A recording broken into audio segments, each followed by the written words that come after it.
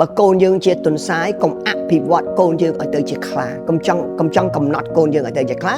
ហើយបើកូនយើងជាខ្លាក៏កុំកំណត់ឲ្យមកជាទុនសាយវិញដែរបាទជំរាបសួរបងប្អូនប្រិយមិត្តទាំងអស់ថ្ងៃនេះខ្ញុំបានទទួលនៅសំណួរមួយពីមេដាបេដាថាតើបរិយាកាសសង្គមមានឥទ្ធិពលយ៉ាងដូចម្តេចខ្លះទៅលើការអភិវឌ្ឍនិងការលូតលាស់របស់កូនរបស់គាត់ជាពិសេសគឺពាក់ព័ន្ធទៅនឹងការសិក្សារៀនសូត្រហើយនឹងជីវិតរស់នៅដូច្នេះខ្ញុំសូមធ្វើការបកស្រាយថាពាក្យថាឥទ្ធិពលសង្គមនេះខ្លាំងណាស់បាទគឺថាវាជាកត្តាមួយដែលអាចប៉ះពាល់ទៅដល់ការអភិវឌ្ឍនិងការលូតលាស់របស់កូនរបស់យើងកន្លែងនេះខ្ញុំចង់ជំរាបជូនថាពាក្យថាសង្គមមួយម៉ាត់យើងផ្ដោតទៅលើ3ធំសង្គមមួយគឺជាសង្គមគ្រួសារបន្ទាប់ចេញពីគ្រួសារគឺមកសាលារៀនដែលយើងហៅថាសង្គមសាលារៀនហើយចេញផុតពីសាលារៀននិងចេញផុតពីផ្ទះគឺសង្គមទាំងមូលហ្មងបានន័យថាសង្គមដែលនៅក្រៅផ្ទះហើយនិងក្រៅសាលារៀនទៀតអញ្ចឹងថាតើ3នឹងដែលឪពុកម្ដាយទាំងអស់ត្រូវយល់ដឹងប៉ុន្តែអ្វីដែលខ្ញុំចង់ជំរាបជូនយល់ដឹងទី1គឺយល់ដឹងថាពេលដែលកូនយើងកើតចេញពីផ្ទៃម្ដាយមកកូនយើងត្រូវអភិវឌ្ឍ4សំខាន់ទី1គឺអភិវឌ្ឍកាយរបស់ការលូតលាស់របស់កាយទី2ការអភិវឌ្ឍប្រាជ្ញាទី3ការអភិវឌ្ឍចិត្តហើយនិងទី4គឺការអភិវឌ្ឍទេពកោសល្យហើយសូមឲ្យមេដាបេដាទាំងអស់ថាឲ្យយល់ពីអភិវឌ្ឍនឹង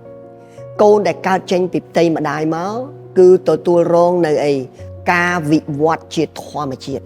ទោះបីយើងអត់ធ្វើអីក៏វិវត្តដែរបើយើងមិនចាំបាច់ធ្វើអីទេក៏គាត់ត្រូវតែវិវត្តជាធម្មជាតិចឹងក៏ប៉ុន្តែយើងត្រូវតែអភិវឌ្ឍពីព្រោះអីពីព្រោះគាត់ជាមនុស្សអញ្ចឹងពេលដែលយើងឲ្យគាត់វិវត្តជាធម្មជាតិគឺគាត់មកមានទាំងវិជ្ជមានមានទាំងអវិជ្ជមានប្រាជ្ញាគាត់មានចិត្តគាត់មានទេពកោសល្យគាត់មានឯកាយគាត់ក៏មានដែរ4ហ្នឹងប៉ុន្តែគាត់មកមានទាំងវិជ្ជមានមានទាំងអវិជ្ជមានដែលមេដាបេដាទាំងអស់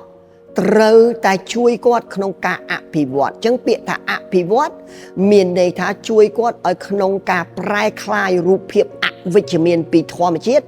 ឲ្យមកវិជ្ជមានទៅតាមអ្វីដែលយើងចង់បានអញ្ចឹងរបៀបដែលយើងអភិវឌ្ឍហ្នឹងគឺមាន3កន្លែងអភិវឌ្ឍគាត់នៅក្នុងផ្ទះអភិវឌ្ឍគាត់នៅក្នុងសាលារៀននិងអភិវឌ្ឍនៅក្នុងសង្គមក្រៅផ្ទះនិងក្រៅសាលារៀនបាទដូច្នេះខ្ញុំចង់លើកមកវិញថាឪពុកម្ដាយដែលដើរតួនាទីសំខាន់បំផុតគឺការអភិវឌ្ឍកាយហើយនិងការអភិវឌ្ឍនៅចិត្តបាទនឹងសំខាន់បំផុតឪពុកម្ដាយព្រោះយើងនៅផ្ទាល់ជាមួយនឹងកូនហ្នឹងតាំងពីពេលកើតមកអញ្ចឹងយើងត្រូវដឹងកូនយើងថាតើយើងត្រូវអភិវឌ្ឍកាយរបស់គាត់ហ្នឹងឲ្យលូតលាស់យ៉ាងដូចម្ដេចណាសុខភាពផ្លូវកាយនោះដល់ការលូតលាស់យ៉ាងដូចម្ដេចហើយនឹងទី2ឲ្យយល់ថាតើនឹងជួយអភិវឌ្ឍផ្លូវចិត្តរបស់គាត់យ៉ាងម៉េចបងមេដាបេដាទាំងអស់មើលឃើញហើយជួនកាលកូនយើងខ្លះជាមនុស្សដែលមិនចូលចិត្តនិយាយស្ដីជាមនុស្សដែលចូលចិត្តដូចថានិយាយច្រើនជាមនុស្សដែលចូលចិត្តខឹងឆេវឆាវជាមនុស្សដែលចូលចិត្តអីទៅចូលចិត្តខ្មែរយើងប្រើពាក្យថាទៅញោះគេលាក់នឹងលាក់អញ្ចឹងនឹងជារូបភាពដែលវិជ្ជមាននិងអវិជ្ជមានហើយឪពុកម្ដាយមានតួនាទីសំខាន់ណាស់ក្នុងការជួយអភិវឌ្ឍការគ្រប់គ្រងផ្លូវចិត្តការគ្រប់គ្រងការរំជួលចិត្តរបស់កូននឹងបាទនឹងគឺជាតួនាទីសំខាន់មួយរបស់ឪពុកម្ដាយដែលផ្ទុយពីសាលាអញ្ចឹងពេលដែលទៅសាលាយើងយកកូនយើងទៅដាក់នៅក្នុងសាលាគឺយើងត្រូវជួយក្នុងការជួយក្នុងការជ្រើសរើសសាលាឲ្យកូនយើងមានន័យថាខ្មែរយើងនិយាយឲ្យសាមញ្ញថាជ្រើសរើសសាលាដែលល្អអញ្ចឹងខ្ញុំចង់ទាញអារម្មណ៍មេដាបេដាកន្លែងនេះដែរថាពាក្យថាសាលាល្អមិនមែនជាសាលាដែលមានតម្លៃថ្លៃទេមានន័យថាគឺជាសាលាមួយដែលអាចបណ្ដុះនៅប្រាជ្ញារបស់កូនយើងហ្នឹងឲ្យមានឲ្យមានស្តង់ដារមួយដែលយើងអាចទទួលយកបានណាអាចទទួលយកបានមានន័យថាមានកម្មវិធីសិក្សាមួយត្រឹមត្រូវមានវិន័យត្រឹមត្រូវសម្រាប់កូនរបស់យើងនឹងគឺជាការគ្រប់គ្រាន់មួយសម្រាប់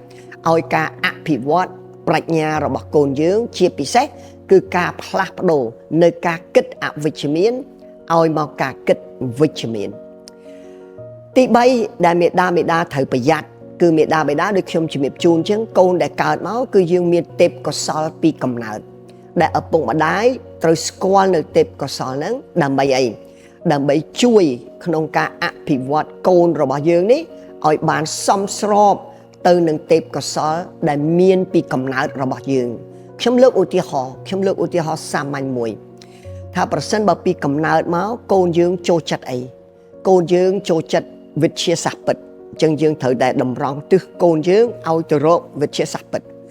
បើទេពកោសល្យកូនយើងពីកំណើតផ្នែកវិទ្យាសាស្ត្រសង្គមយើងត្រូវតម្រង់ទិសកូនយើងឲ្យទៅវិទ្យាសាស្ត្រសង្គមនិយាយសាមញ្ញចេះថាប្រសិនបើកូនយើងជាទុនសាយយើងត្រូវតែអភិវឌ្ឍកូនយើងឲ្យคล้ายទៅជាទុនសាយមួយដ៏អស្ចារ្យតែបើកូនយើងជាសត្វខ្លាយើងត្រូវអភិវឌ្ឍកូនយើងឲ្យคล้ายទៅជាខ្លាមួយដែលមានឥទ្ធិពលមានអំណាចស័ក្តិសមជាសត្វខ្លាមែនតែជៀសវាងបើណាជៀសវាងបើកូនយើងជាទុនសាយកុំអភិវឌ្ឍកូនយើងឲ្យទៅជាខ្លាកុំចង់កំណត់កូនយើងឲ្យទៅជាខ្លាហើយបើកូនយើងជាខ្លាក៏កុំកំណត់ឲ្យមកជាទុនសាយវិញដែរបើនឹងគឺជាអ្វីដែលមេដាត្រូវមានការយល់ដឹងកន្លែងហ្នឹងដោយឡែកខ្ញុំចង់និយាយថាដោយឡែកវិញនៅក្នុងសង្គមណាសង្គមក្រៅផ្ទះនិងក្រៅសាលាយើងមេដាបេដាទាំងអស់ត្រូវប្រុងប្រយ័ត្នម៉េចពីព្រោះការសេពគប់គឺជាគ្រោះថ្នាក់វាអាចជាជោគជ័យនិងវាអាចជាបរាជ័យធ្ងន់ណាស់ដែលមេដាត្រូវយកចិត្តទុកដាក់ហើយជាពិសេសនៅពេលដែលកូនយើងឈានដល់អាយុមួយដែលខ្មែរយើងហៅថាពេញវ័យបើណាឈានដល់ពេញវ័យហ្នឹងគឺជាវ័យមួយដែលកូនរបស់យើងត្រូវការអីត្រូវការប្រស្រ័យតាក់ទងត្រូវការសេពគប់ជាមួយនឹងអីមិត្តភ័ក្តិហើយអាការសេពគប់នេះគឺអាចជោគជ័យនិងអាចបរាជ័យធ្ងន់ធ្ងរអញ្ចឹងមេដាបេដាត្រូវដឹងថានៅពេលដែលកូនយើងឈានចូលដល់ក្នុងវ័យពេញវ័យនេះគឺមេដាបេដាត្រូវជួយកូនយើងក្នុងការអភិវឌ្ឍការប្រស្រ័យតាក់ទងជាពិសេសសាមញ្ញបំផុតគឺការសេពគប់ត្រូវដឹងថាកូនយើងសេពគប់ជាមួយនរណាជាមួយមនុស្សល្អឬក៏ជាមួយមនុស្សដែលមិនល្អអានោះត្រូវប្រុងប្រយ័ត្នជាទីបំផុតអញ្ចឹងសរុបមកវិញខ្ញុំចង់ជំរាបជូនមេដាបេដាទាំងអស់ថាបរិយាកាសសង្គមជាពិសេសគឺក្នុងផ្ទះសាលាក្រៅផ្ទះនិងក្រៅសាលាគឺមានឥទ្ធិពលខ្លាំងណាស់សម្រាប់ការអភិវឌ្ឍនិងការលូតលាស់របស់កូនយើងហើយឪពុកម្ដាយគឺដើរតួនាទីចាំបាច់មិនត្រឹមតែជួយកូនយើងទេ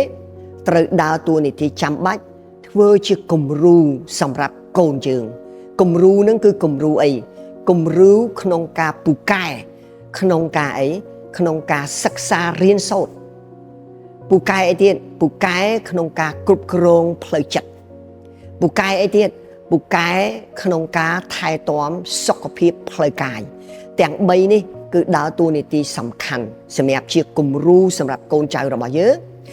ទី2ឪពុកម្ដាយគឺដើរតួនាទីសំខាន់ទី2ក្នុងការជ្រើសរើសសាលាសម្រាប់ការសិក្សារៀនសូត្ររបស់កូនយើងជ្រើសរើសមិត្តភ័ក្តិសម្រាប់កូនចៅយើងហើយចំណុច3ធំនេះដែលខ្ញុំមិនមានពេលច្រើនសម្រាប់រៀបរាប់ឲ្យលម្អិតប្រសិនបើមេដាបេដាទាំងអស់អាចធ្វើបាននោះនឹងចូលរួម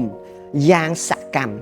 នៅក្នុងការអភិវឌ្ឍនិងការលូតលាស់របស់កូនយើងឲ្យស្ថិតនៅក្នុងបរិយាកាសសង្គមមួយ